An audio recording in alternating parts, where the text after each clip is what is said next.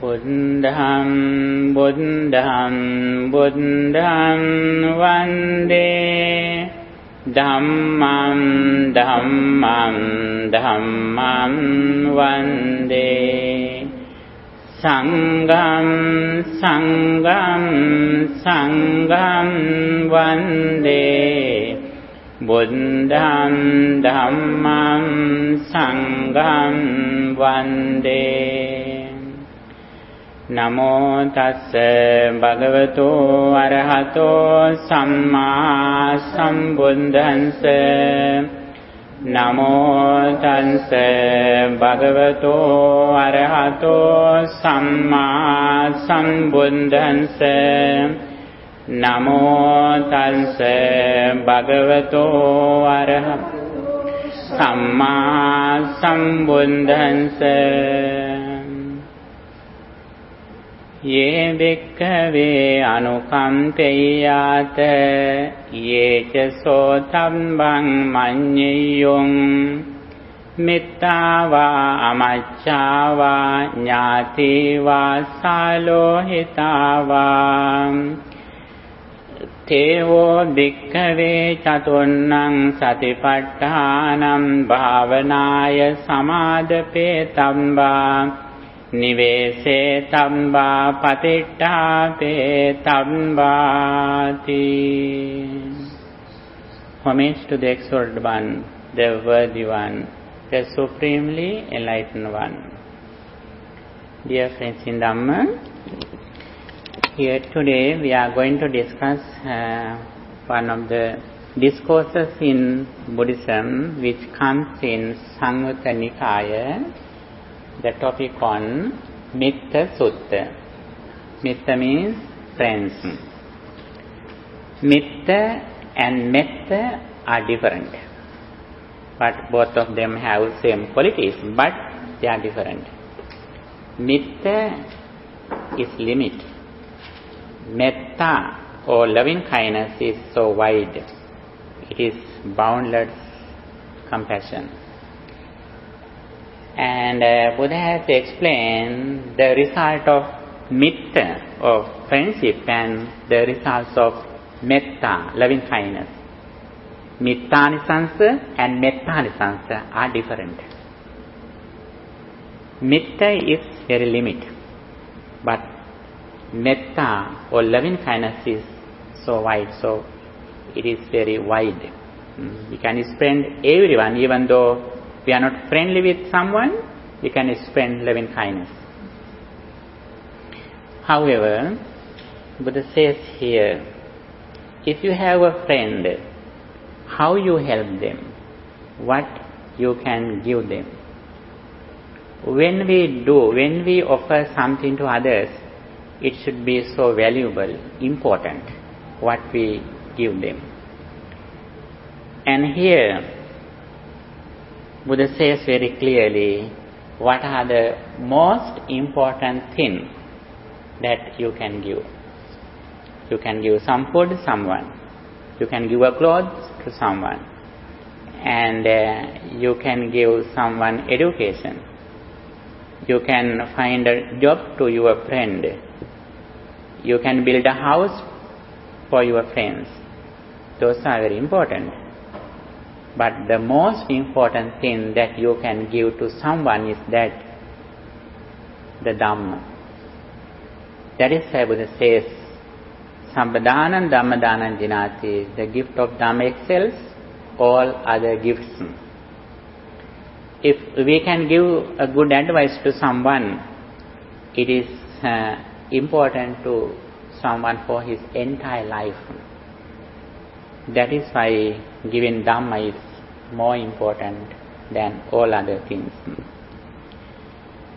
However, when we discuss Buddha's message, it is very important to understand what are the main qualities or doctrines that we can practice in our day-to-day life. And without any religion, without any difference, everyone can practice Buddhist qualities, Buddhist doctrines. That is very important. It doesn't need to change your religion. that you have already practicing. The very important thing is our mental changing, our attitude changing.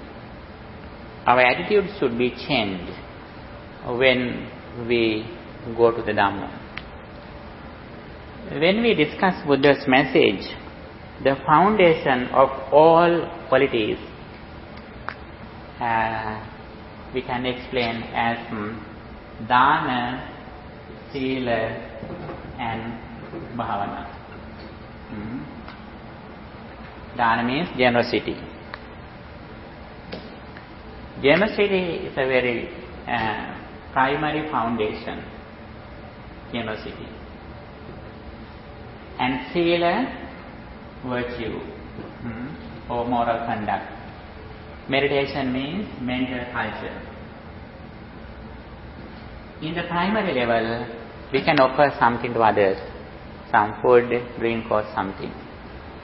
And also in the primary level, in Sila or virtue, we can discipline our speech and behavior. And in the primary level, as meditation, we can practice loving kindness meditation.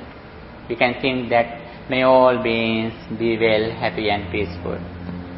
And also, when you behave, if you can do it mindfully, that is also a meditation. That is in the primary level. When you go to the little by little, go to deeper level, generosity, what is the highest generosity? Generosity means giving Dhamma, giving some good advice to someone. That is the highest gift. And also, in this level, in the higher level, we practice generosity reflecting on impermanence. When you meet a person, you reflect on that incident as impermanent. This slide is impermanent, and my mind also impermanent. Reflecting on this reality, we can practice generosity. In this level, virtue. As primary level, we can practice 5 precepts. Abstaining from killing beings, abstaining from stealing, abstaining from sexual misconduct, abstaining from false speech, abstaining from intoxicating drinks and drugs. These are the primary human qualities that everyone can practice.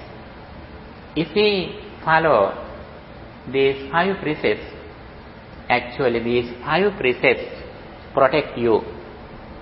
That is why Buddha says, he who practices Dhamma is protected by the Dhamma. Your Dhamma, Dhammo have raksati Dhammachari. He who practices Dhamma is protected by the Dhamma. Especially if you practice 5 precepts, actually you have a very good safety, refuge, security. It is better than your life insurance. And however, virtue in the primary level, we practice 5 precepts. And also mental culture, we can think that may all beings be well and happy. And as a result of practicing these 3 meritorious deeds in the primary level, we can succeed this life, and also we can have a blissful life hereafter, after we die. And as a result of deep qualities of these 3 meritorious deeds, virtue, in the deeper level, virtue Buddha has explained, dittincha anupagamma silava dassanena sampanno. Without going to extremes, we should practice virtue. What is that? In the primary level, when we practice 5 precepts, we think that there is a person outside. We should not speak bad words. We should not kill others. We think, here I am, there is someone outside. Actually, it is true only in the conventional truth. When we go to the deeper level, in the absolute truth, we have a higher intention, higher attitude. And in the higher level, we don't think there is someone outside or there isn't someone. If we think there is permanent person outside, that is an extreme.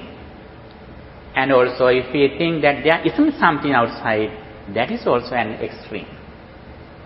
Buddha has explained his path in the supramundane level, in the absolute truth, without going to these extremes as there is or there isn't. Buddha says, if we understand arising of five aggregates, we never go to the extreme of there isn't. If we can understand the cessation of five aggregates, we don't go to the extreme of there is something. There is and there isn't. Both are extremes. Without going to these extremes, with the understanding of the dependent origination, co-origination, we realize the world. We should have that higher intention, higher understanding when we follow the deep qualities in Buddhism. And also meditation, bhavana. In the primary level, we can practice breathing meditation, metta bhavana, loving kindness meditation, karuna bhavana, compassion meditation. There are 40 meditation techniques. In that level, we think there is someone outside door, even there is some permanent thought inside,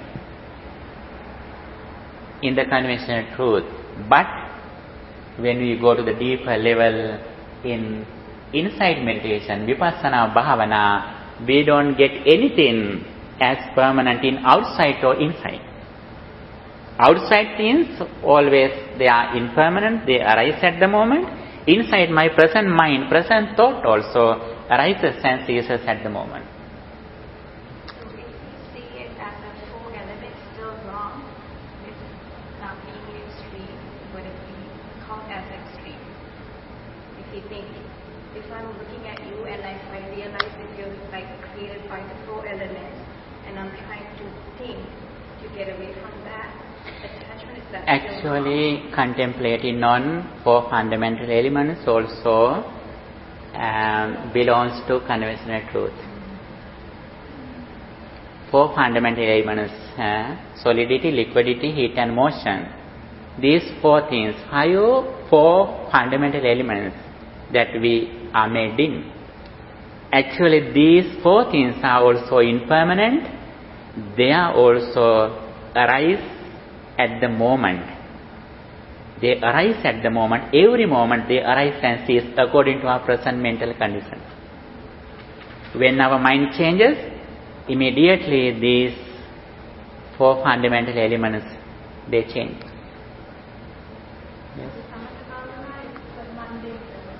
Yes. Samatha bhavana is in mundane level. Karmic force are also in the mundane level. But we should have good background in mundane level with positive thoughts. That is why Buddha says, Sukkhaṃ sukha vipākam. We should practice right actions that consequence right results in the mundane level. That is important. That helps us to go to the deeper level in the absolute truth.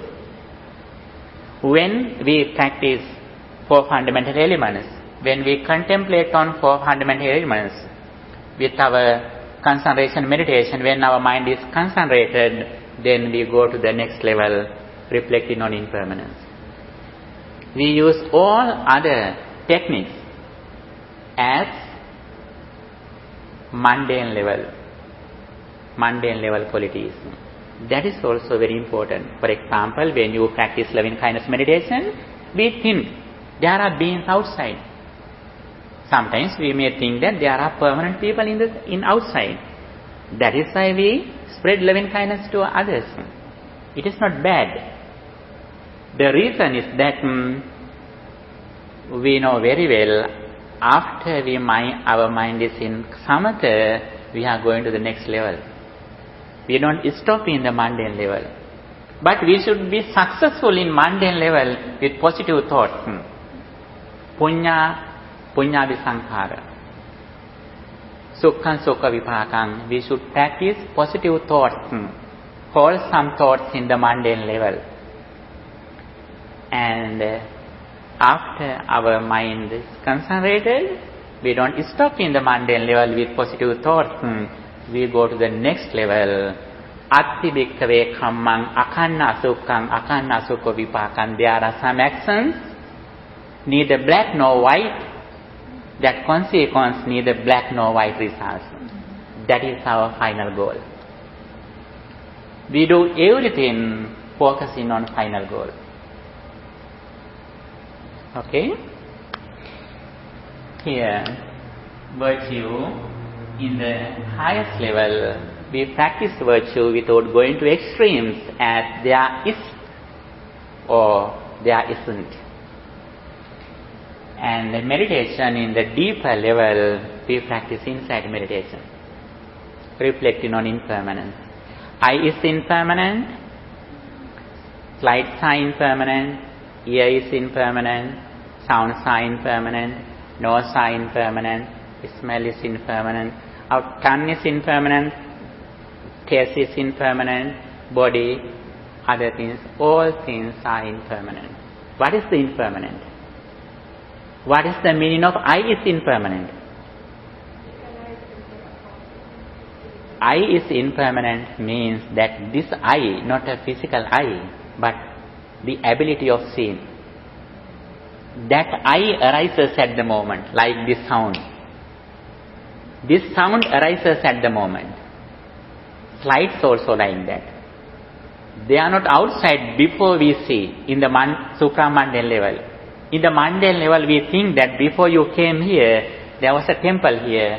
After you will leave here, the temple will be removed. It is true in the mundane level, but in the supramundane level, this experience arises at the present moment when we open our senses. According to our mental condition at the moment, our senses change. If you are friendly with me, your eye is also friendly with me. Then you can see me friendly. But if your emotions change in the negative way, then your eye says that this is not a good person.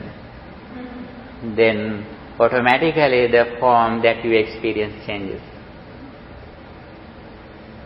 And actually, that is the nature of our experience. If we can understand this reality, we don't go to extremes. As soon as we experience something through our senses, suddenly we look at inside, arising and ceasing of our five aggregates.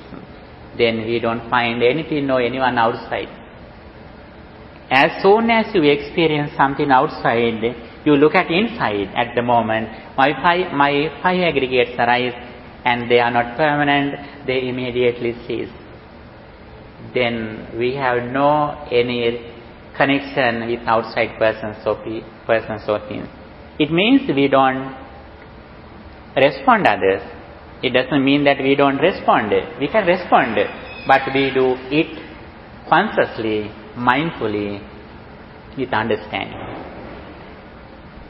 And however, I wanted to explain to you that everyone can practice what the Buddha taught. You can take it. Okay. We are talking about that everyone can practice these qualities in Buddhism without any differences, even though some people are in other religions. They also can practice generosity, sila and bhavana.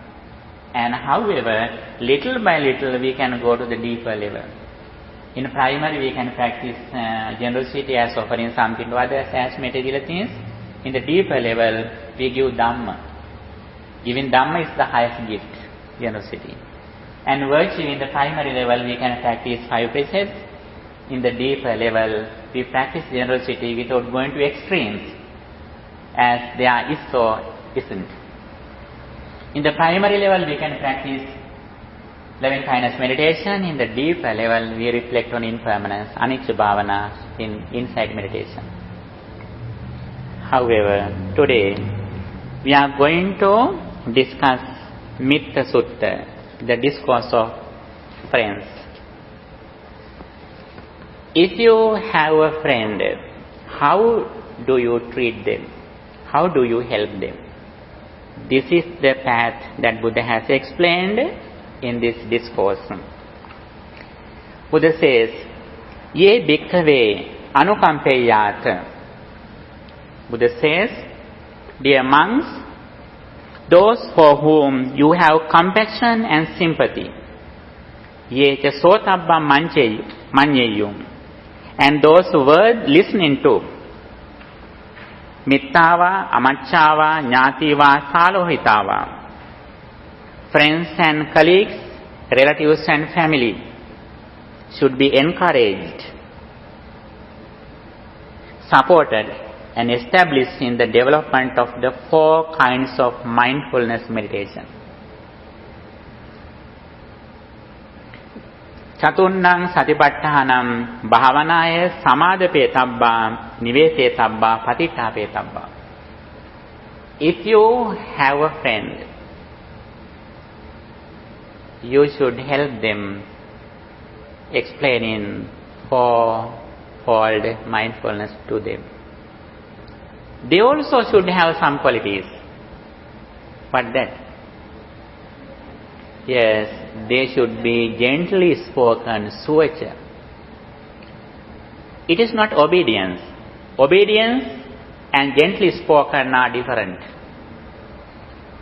Obedience means whatever elders or others say, we are ready to follow them. It is not a quality according to Buddhism. Suvacha or gently spoken means active listening. When someone says something, you should have good attention. You should pay your attention. It doesn't mean that you should follow everything that he is saying. But we have good listening skills in this level. Actually, explaining Buddhism is like counseling. If client is not happy with you, if client dislikes, you can't help them. We can't help clients by force. They should be ready to get some help from us. Like that. When we help someone with Dhamma, they should be gently spoken. Not they should gently speak. They should be gently spoken. And they should be ready to listen to what they hear. And also, Buddha says, next, and what are the 4-fold mindfulnesses? Buddha says, a bhikkhu or monk dwells contemplating the body in the body, ardent, atapi, clearly comprehending, sampajano, mindful, satima, disciplining covetousness and frustration in regard to the world. Vinaya loke abhijja domanastam. Very first mindful meditation is that the contemplation of body in body. We should be aware of our body. Not only physical body, but our breathing in and out, our 4 postures, behavior, our activities, 4 fundamental elements, and 32 impurity of body parts, and 9 khanals. After we die from our death to skeleton, what happens to our physical body? We contemplate on these things and situations of our body. In the Kaya Anupassana, the contemplation of body. And next, Buddha says, a bhikkhu or a monk dwells contemplating the feelings in feelings, ardent, clearly comprehending, mindful, discipline, appetency, and frustration in regard to the world. Vedanas Vedananupassi. Feelings, not only physical feelings, but feelings which arise from our six senses. When we look at something, if we have painful feelings, that is also belongs to the feelings. When you hear something, when I blame you, if you are unhappy, that is also one of the feelings. When you eat something, it is good tasty, that is also one of the feelings. Feelings can be divided into six, like that, according to our six senses. Pleasant, unpleasant and neutral. As pleasant, unpleasant and neutral. We can divide feelings according to our six senses, like eye, ear, nose, tongue, body and mind. Then the third one, Buddha says, bhikkhu dwells contemplating the mind, in mind, ardent, clearly comprehending, mindful, disciplining, covetousness and displeasure in regard to the world. Here, when we practice these kind of meditation techniques, we should be mindful and also ardent. It means we should have energy, courage to overcome negative thoughts, and also clearly comprehending. We should have wise consideration, wise reflection, yoniso manasikara. Not only that, but we should have a discipline in that to overcome covetousness, greed or craving, and frustration, anger or ill will. These are the purposes of our meditation. In this path, the main goal of all Buddhist doctrines is to reduce defilements, negative thoughts. They are greed or craving, attachment, lust or covetousness. There are several words. And also the second one, anger, ill will, detachment or frustration. And the third one, delusion or ignorance, lobha, dosa, moha. The more we reduce these defilements, the more we have overcome suffering. The more we have overcome suffering, the more we gain happiness. The more we gain happiness, the more we have liberated from suffering.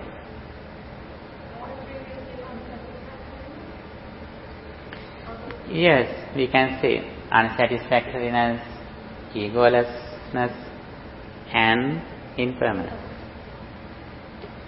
Even though they are impermanent, but we don't think it. Suffering arises not because of impermanence, but we think they are permanent. Even though they are impermanent, we think that they are permanent. That is why suffering arises. Impermanence is not the reason of suffering. What is the reason of suffering? Yes, thinking as permanent, which are impermanent. After something happened in the past, they have ceased. But when we remember those incidents, we think still they are happening.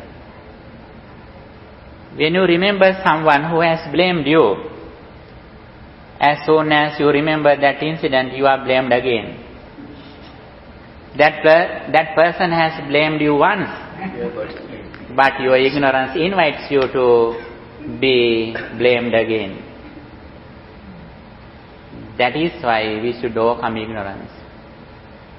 When you think that incident at this moment, that person is thinking another thing. Sometimes he has forgotten everything, but still you are in the past experience. That is why suffering arises, because of ignorance. If you are able to overcome ignorance by practicing mindfulness, actually at the moment we can overcome suffering. And here the second one, contemplating on feelings. The third one, Buddha says, a monk dwells contemplating the mind in the mind, ardent, clear comprehending, mindful, disciplining covetousness and frustration in regard to the world. And here little by little we should overcome attachment and detachment to the world.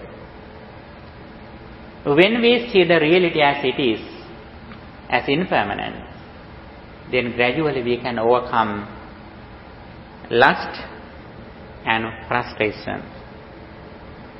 And here mind also can be divided into 6. Consciousness, eye consciousness, ear consciousness, nose consciousness, like that. Consciousness can be divided into 6 according to our 6 senses. And in this situation we contemplate on what is the nature of our mind. When mind is lustful, I understand mind is lustful. When mind is angry, we know very well now my mind is angry. Like that, we are aware of our present mental condition.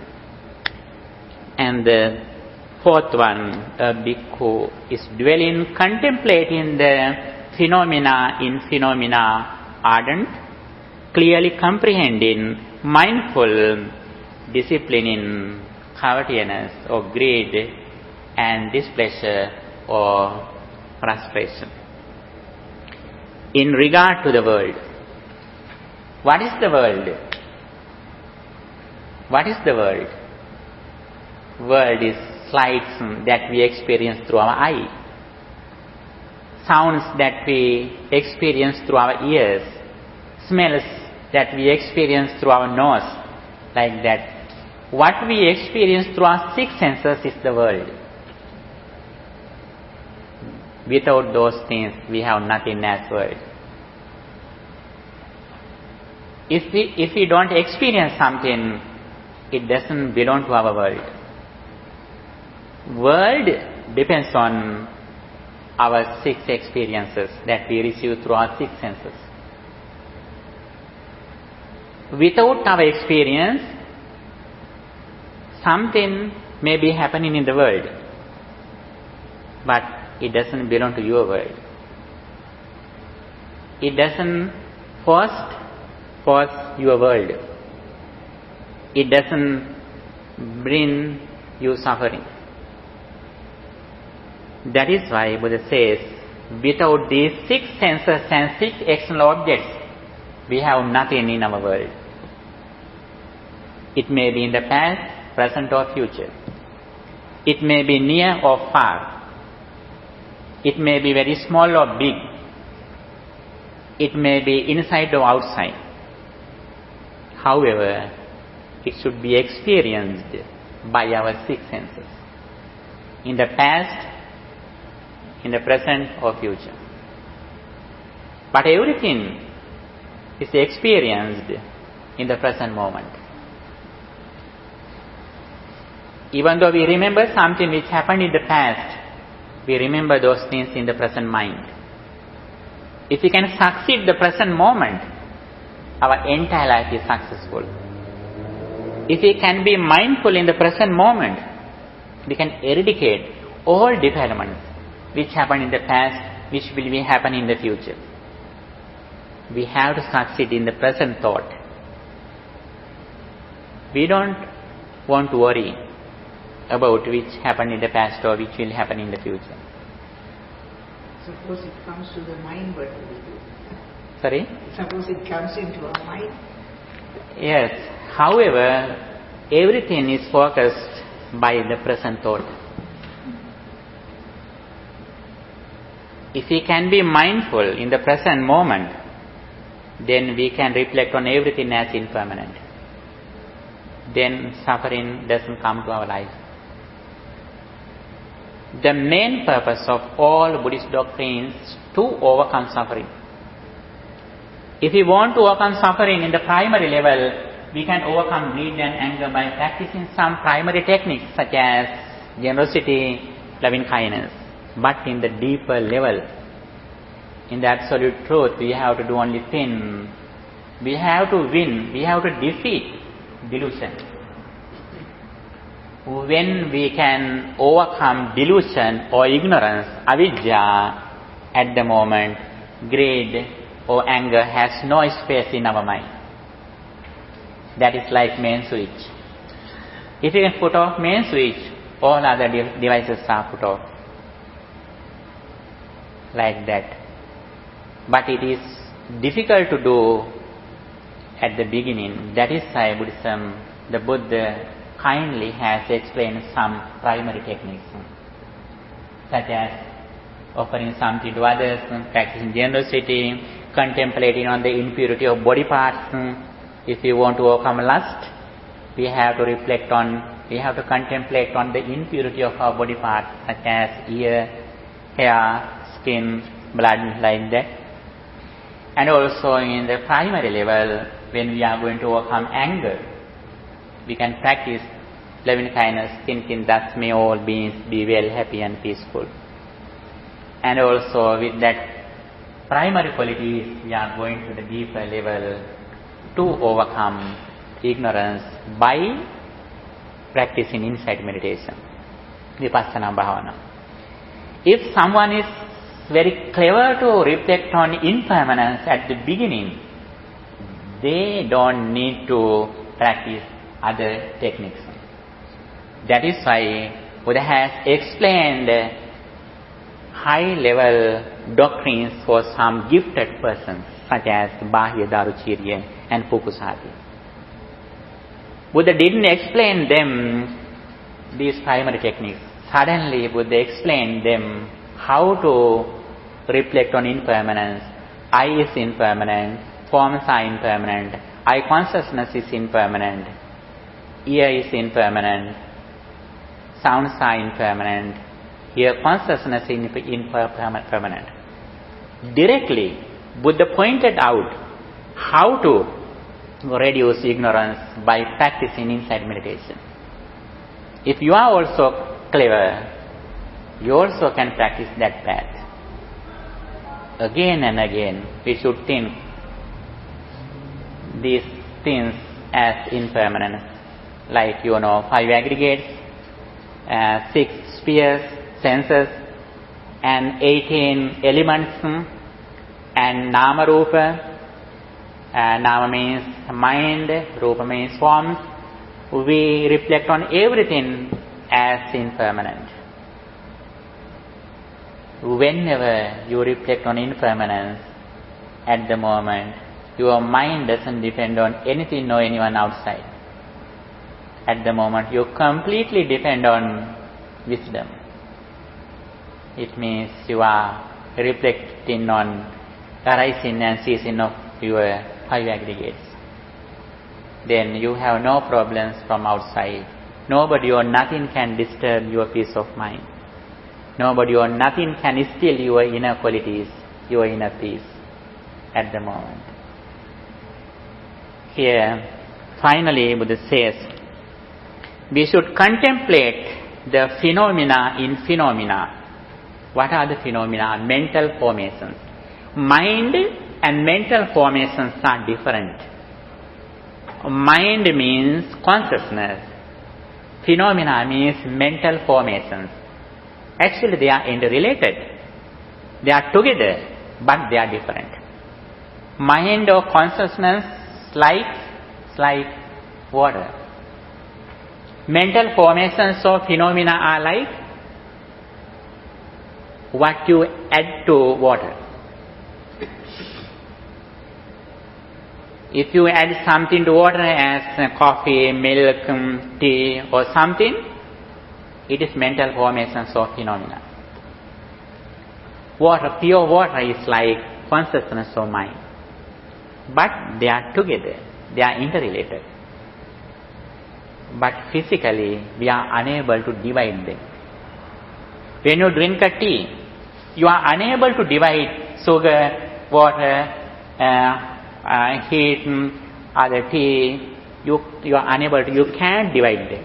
But when you drink it, you can understand. Sugar is less, heat is very high, and tea is a little.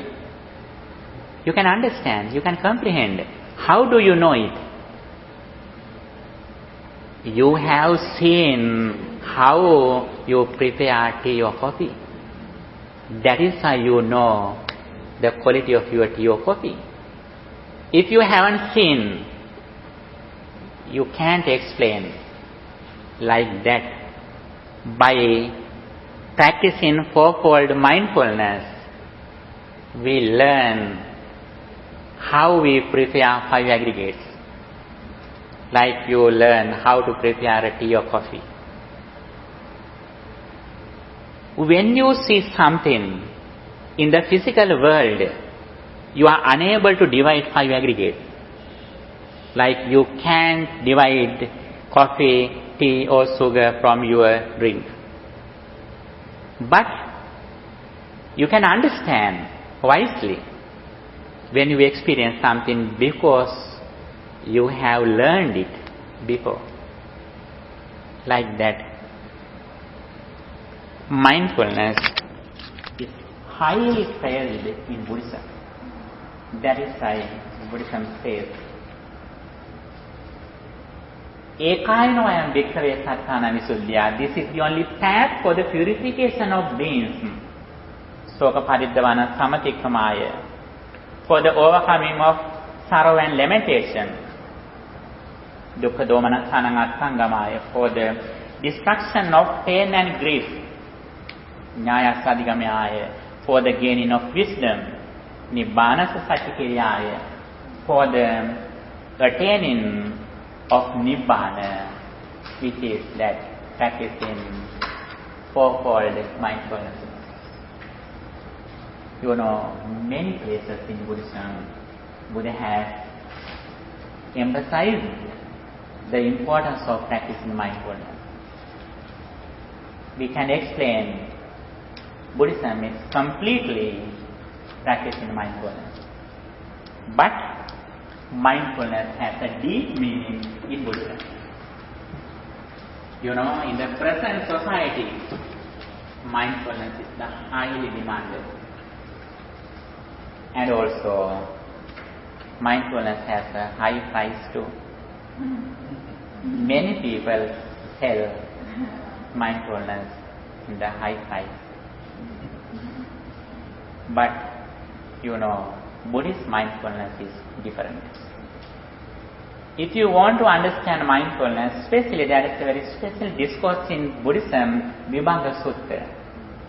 There Buddha says, if you are going to understand mindfulness, you have to understand 3 steps in mindfulness. Satipattanam, Satipatthana Bhavanam, Satipatthana Bhavana Gamini Patipada. Mindfulness. When you discuss mindfulness, you know, mostly people say that when they teach mindfulness to you, they say, forget your past, forget your future, live in the present moment. That is their mindfulness. But it is not Buddhist mindfulness. Buddhism never says us to forget our past or future. If you forget our past or future, it's a big mistake in our life. Because the foundation of Buddhism is mindfulness. When mindfulness increases, our memory gradually increases. Memory is not the fault. What is the fault? What is the reason of suffering? Yes, the reason of suffering is ignorance. What is the ignorance? When we think something which happened in the past, if we think still it is happening, if you think it is permanent, that is the reason of suffering. That is the fault. But memory is not the fault. here it is very important to understand mindfulness and mindful meditation and the path that leads to mindful meditation. These three things are very important. Mindfulness, mindful meditation, the path that leads to mindful meditation. These three things are interrelated. We can separate anything in Buddhist meditation, Buddhist mindfulness. And if you can understand these three levels, actually you are so fortunate. Because other people don't know the real meaning of mindfulness, sometimes even Buddhists.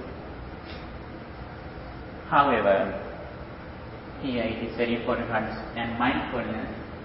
Mindfulness means keep our attention in the present moment with the awareness of our body and mind. In short, with details, contemplating on our body, feelings, consciousness and mental formations. Focusing our mind on our body and mind, developing our awareness is mindfulness. Kaya Kayanapassi Vedati, contemplating the body in body and contemplating the feelings in feelings and contemplating the mind in mind, contemplating the mental formations in mental formations. That is mindfulness. What is mindful meditation? Mindful meditation means Samudaya Dhammanupassi Viharati, Vaya Dhammanupassi Viharati. Arising and ceasing of our body and mind. When our mind is concentrated in body, feelings, consciousness and mental formations, we reflect on impermanence and arising and ceasing of those mind and body with reasons. That is mindful meditation. Not only we focus on our body and mind, but we search what is the origin of those experiences. When we reflect on impermanence, we contemplate on how mind arises, how mind ceases. We realize the nature of our mind and body. This is Samatha Bhavana or mindfulness. This is Vipassana or insight meditation. Both concentration and insight meditation are in the same sutta, same discourse, the great discourse of mindfulness, Mahasatipatthana Sutta. There are a lot of mindful discourses in Buddhism. What is the path of mindful meditation? Yes, the eightfold path, Arya-Atthangika Magga. There are 8 steps that we have to practice. Sammaditthi, right understanding. Samma Sankappa, right intention. Samma Vaca, right speech. Samma Kammanta, right action. Samma Ajiva, right livelihood. Samma Vayama, right effort. Samma Sati, right mindfulness. And Samma Samadhi, right concentration. These 8 steps should be practiced by a disciple to achieve the real liberation. And here, fourfold mindfulness belongs to mindfulness and reflecting on impermanence. So, arising and ceasing of mind and body belongs to mindful meditation. Understanding the eightfold path belongs to the path that leads to mindful meditation. Buddha explains the fourfold mindfulnesses little by little. Very first, Buddha explained Kaye Kayanupasse Viharati. The contemplation, the body in body. It also can be described in several steps such as breathing meditation. Breathing in and out, inhalation and exhalation belong to our body. Even though it is invisible, actually it plays a very big role in our life. Our entire life depends on breathing in and out.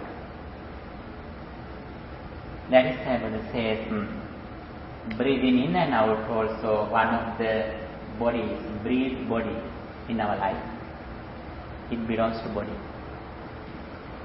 And also here in the Satipatthana Sutta, the discourse of mindfulness, Buddha has explained very primary steps in breathing meditation, only 4 steps. But there are some discourses such as Girimananda Sutta, Anapanasati Sutta, Ananda Sutta. There Buddha has explained breathing meditation with 16 steps, like we practiced last week.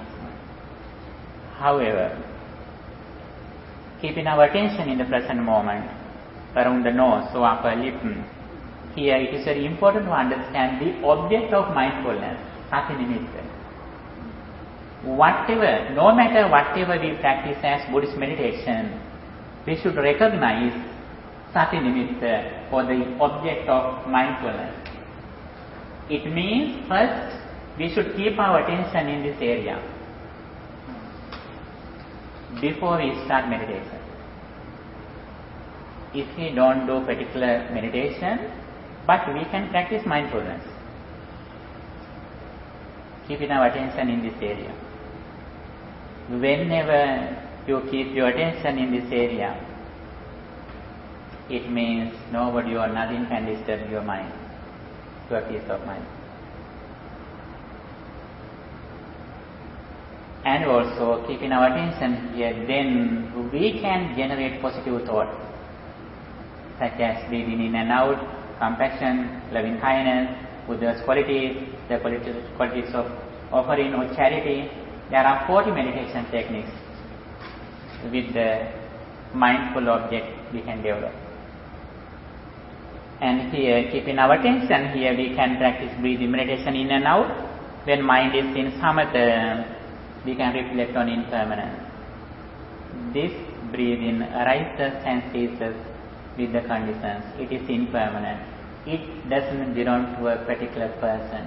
It is only a process. In this level we think this breath belongs to me. But when little by little we go forward, we think this breathing doesn't belong to anyone. This is only a process of my mind and body.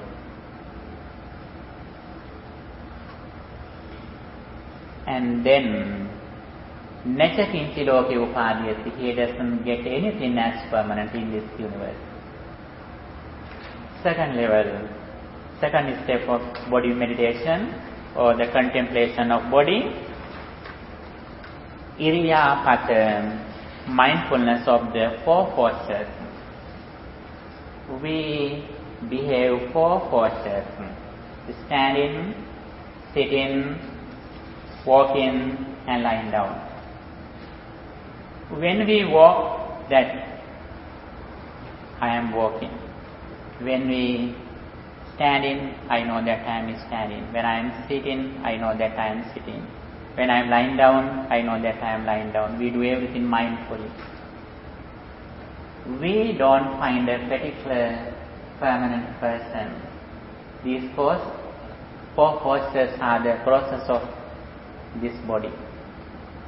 These 4 postures don't belong to anyone, any particular person. This is only a process. And also, when mind is concentrated, we reflect on impermanence. Samadhi Dhammanupassī Virati, Vaya Dhammanupassī Virati. From the beginning to end, we practice insight meditation too. At the same time, we practice mindfulness. Yuganadda. It means Yuganadda. Samatha Pubbangama Vipassana, Vipassana Pubbangama Samatha, Yuganadda, and Suska Vidassaka. There are four ways that we liberate from suffering. One of them is Samatha Pubbangama Vipassana. Insight meditation through practicing concentration meditation. And concentration meditation through insight meditation. Vipassana Pubbangama Samatha and Yuganadda. At the same time, we practice both Samatha and Vipassana. This meditation is like that. In one side, we practice mindfulness. On the other side, we practice insight meditation. Vipassana Bhavana. Both are practiced at the same time. Not actually the same time. In one time we practice mindfulness, again we practice other things. It means Yuganadda. Yuga means both. The two things are practiced in the same way. And also there is another thing, Suska Vidassaka. It means directly we practice insight meditation. Such as Pukusati, Kin Pukusati, Bahya Daruteriya, they didn't practice Samatha. They were gifted person who developed their wisdom to the maximum level, like the big flower who is wishing to see the sun. Like that. As soon as they met the Buddha, Buddha realized their mind, their wisdom that they have practiced in their previous life. Directly, Buddha announced them with insight meditation, Vipassana Bhavana. Like that, sometimes you may also be gifted persons. And if you can practice especially impermanence, like with 5 aggregates, 6 senses, 18 elements, then we can eradicate our negative thoughts very fast. Again and again we should reflect on I is impermanent, forms are impermanent, I consciousness are impermanent. Like especially we have to think my mind is impermanent, mental formations are impermanent, and mind consciousness is impermanent. Even though we see here or smell something, actually we experience mostly through our consciousness, through our mind. Because these 5 senses are very instant. They suddenly arise as senses. We usually live with our mind and mental formations. Because when we recognize something, we are unable to recognize through our eye or ears. We recognize something through our mind. Even when you understand what I say, actually not through your ear consciousness, but through your mind consciousness. First, through your ear consciousness, you hear only a sound. It has no meaning. When you get a meaning, you understand it through your eye consciousness, mind consciousness. Then the first experience has already ceased. When you understand this is a rose flower, actually the first experience instantly has ceased. You recognize these flowers, even colors, through your mind consciousness. If we have this understanding, we have nothing to attach or detach. We are silent. We are equanimity. However, then the next step we practice 4 fundamental elements. Mindfulness of the 4 elements. They are earth element, water element, fire element, and air element. solidity, liquidity, heat and motion. They are Patavi, Apo, Tejo, Vayu, 4 fundamental elements.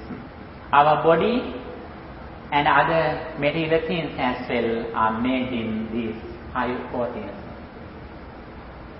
Even though we say this is a flower, this is a person, this is a bottle, this is a water, actually everything has these 4 things. Even air has earth element. That is why in your wheels you go on air. And this water, now you can say it's a liquid, but we can change it as an ice. And everything has these 4 things, but one of them is more than other things. That is the difference. And next one, we contemplate on 9 kernels, grounds. After we die, until our physical body becomes a skeleton, what happens to our body? We contemplate on again and again.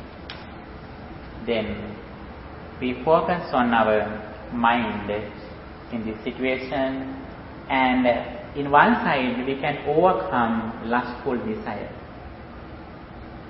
because we mostly have attachment or lust because of non-knowing of this reality. And if we can understand the nature of our physical body, what happens to our body after we die, then our mind has no space for lustful desire. And however, not only that we practice here, we don't get anything as my, me or myself. Netang mama, meso hamasmi na meso atta. Netang, this is not mine. This is not me. This is not myself. This is the highest attitude that we contemplate on through practicing this meditation. And when we contemplate on body, not only we develop mindfulness, but we realize the nature of our physical body. This physical body doesn't belong to me. This is only some device or some material thing that we use for several years. And it always changes, and also it doesn't belong to me as permanent. If we have this understanding, little by little, our desire or craving and anger reduce. Next, we understand, we practice the contemplation of feelings. Eye feelings, ear feelings, nose feelings, like that. Feelings also can be divided into 6. Good feelings or pleasant feelings, unpleasant feelings. They arise at the moment with conditions. Immediately they change, they cease. Sometimes you may think that I had a headache from morning, but actually that headache haven't been continuously. Whenever you think your head, then you have a headache. When someone makes a joke, then you have no headache. But you may say that I have been suffering a headache from morning to now. Actually, that is not true. And that feelings are impermanent. They change. They arise and cease every moment. When we don't think something, actually at the moment, it is not in our world. When you don't think your children, at the moment, actually you don't have children.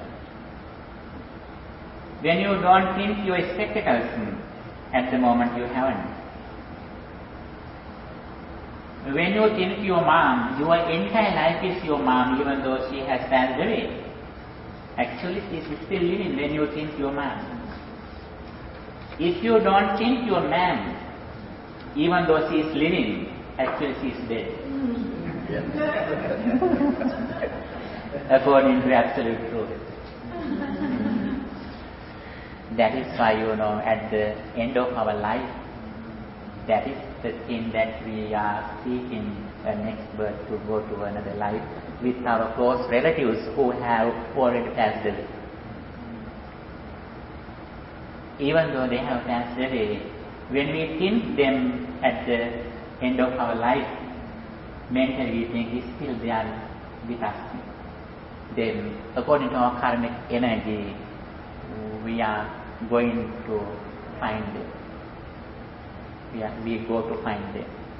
And according to our karmic energy, we will be reborn in the same places. Actually, we have come this position like that situation. We usually come from generation to generation, from birth to birth with same relatives. Mostly we meet same relatives. Actually, this is an exchange. This is an exchange of karma. If you have helped me, I need to help you after that again. If you have disturbed me, I need to return you. That is why we meet again and again. If we can reduce, if we can overcome the samsaric circle, we meet again and again. This is the nature of our life. And contemplating on feelings, here we contemplate on feelings and also we reflect on impermanence of feelings, reflecting on arising and ceasing. And then we don't take anything as permanent. This is not mine, this is not me, this is not myself. If we realize, if we comprehend the real nature of feelings, we don't get feelings as mine, as me, as myself. We understand only just the process. As the result of mind and body, feelings arise and cease. Then we are going to recognize, understand mind or consciousness. Consciousness also can be divided into 6 according to our 6 senses. And when our mind is lustful, we recognize my mind is lustful. When my mind is angry, we understand my mind is angry. When my mind is ignorant, I realize that my mind is ignorant. When my mind is wise, I understand my mind is wise. When mind is friendly, we understand mind is friendly. When my mind is generous, we understand my mind is at the moment generous. But we don't take anything, any consciousness as mine, as me, as myself. That is the highest attitude of contemplating on mind or consciousness. This is only a process. Because that mind, consciousness is impermanent. We can keep them as permanent. Every moment, mind or consciousness arises with the conditions and immediately consciousness ceases when conditions cease. And thirdly, fourthly, the contemplation of mind objects or phenomena.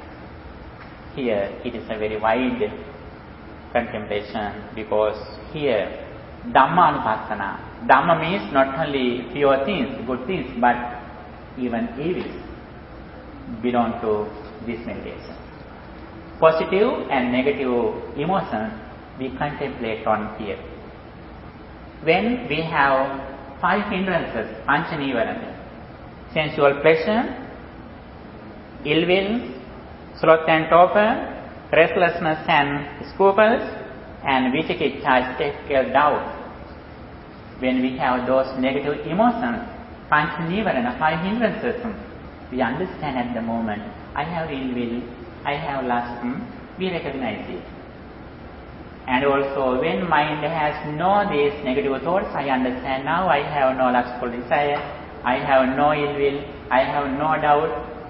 When according to present mental condition, we understand the nature of our present mental condition.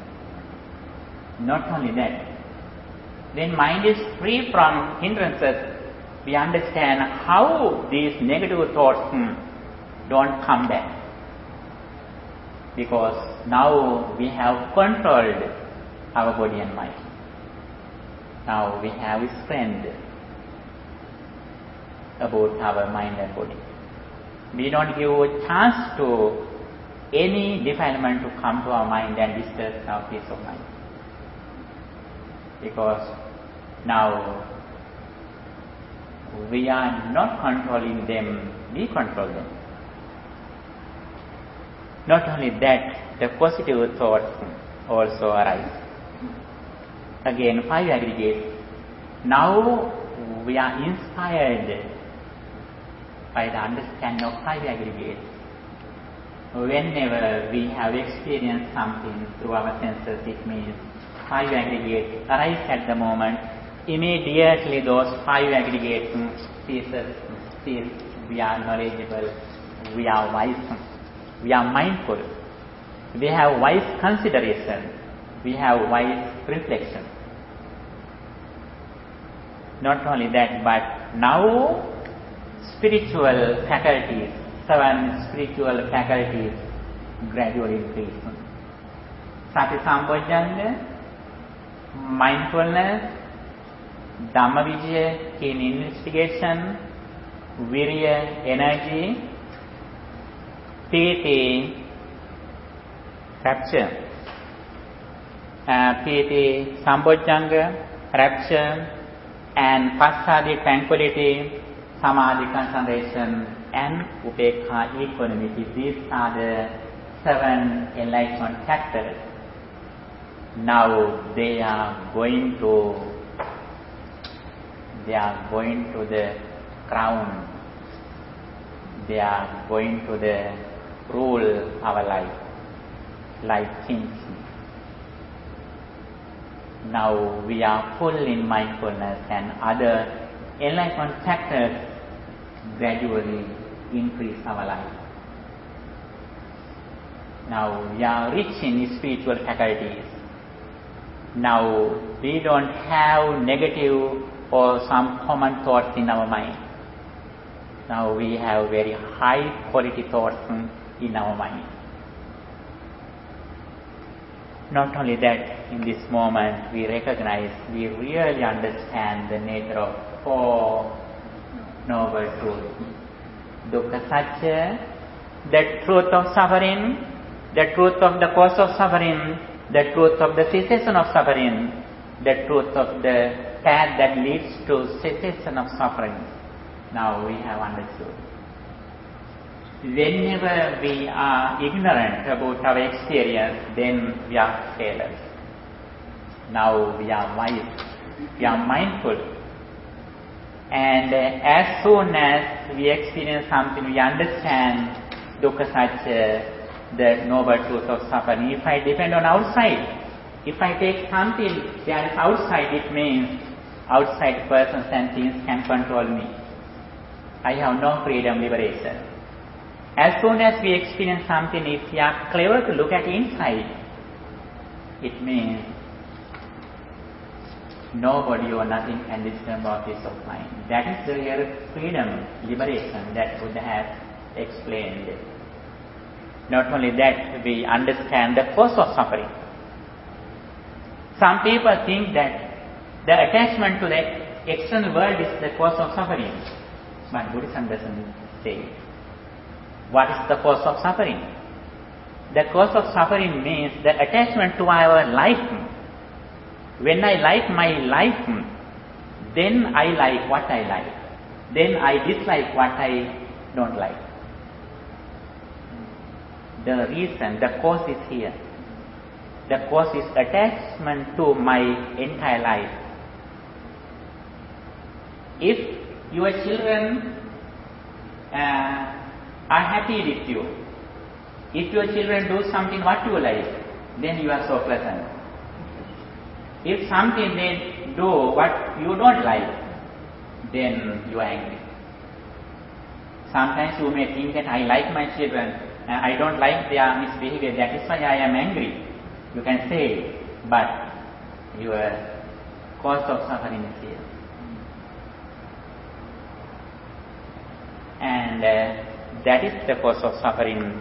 If we can remove, overcome, reduce the attachment to our inner life, inner self, then automatically suffering ceases.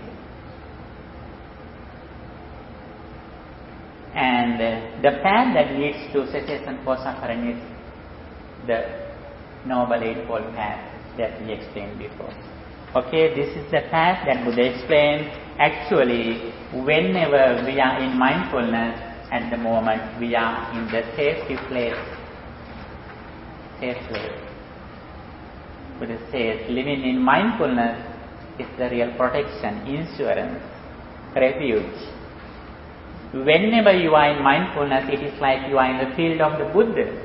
Whenever you are away from mindfulness, it means you are in the field of the Mara or Devi.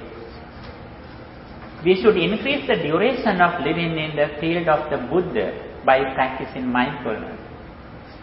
Then Mara has no chance to bring you suffering. That is the thing that we should do in this valuable life. That is why, that is for we were born in this world. Not only feeding your children, but we were born in this world to achieve this understanding, this comprehension. For that, let's do everything for the liberation. For that, I wish you all the best. By the power of these meritorious seeds, may our departed relatives also receive this spiritual energy. May they enhance their spiritual energy. Finally, they also attain the final bliss of liberation. With that intention, let's transfer these merits to our departed relatives to recite in the Gatha. Idam me ñātīnaṁ hotu sukhitā hontu ñātayo. Idam me ñātīnaṁ hotu sukhitā hontu ñātayo. Idam me ñātīnaṁ hotu sukhitā hontu ñātayo. By the power of all these meritorious seeds, may guardian deities and angels also receive this spiritual energy. May they enhance their divine energy. May they keep their eye on you too. May they also attain the final bliss of liberation. With that intention, let's share these merits with guardian deities and angels too. Ākāsattā ca bummattā devānāgā mahiddikā puññantaṃ anumoditvā chiraṃ rakkantu sāsanam. Ākāsattā ca bummattā devānāgā mahiddikā puññantaṃ anumoditvā chiraṃ rakkantu desanam. Ākāsattā ca bummattā devānāgā mahiddikā puññantaṃ anumoditvā chiraṃ rakkantu tvaṃ sadā. By the power of all these spiritual energies, may you be well, happy and peaceful. May no harm come to you. May no problems come to you. May no difficulties come to you. May your all righteous wishes meet with success. Finally, may all of us attain the final bliss of liberation. Sadhu, sadhu. Dukkham pantāca nindukkham vayappattā ca nimbhayam sokam pantāca nisukkham honto sambe pipānino. May the Pripagam bless you.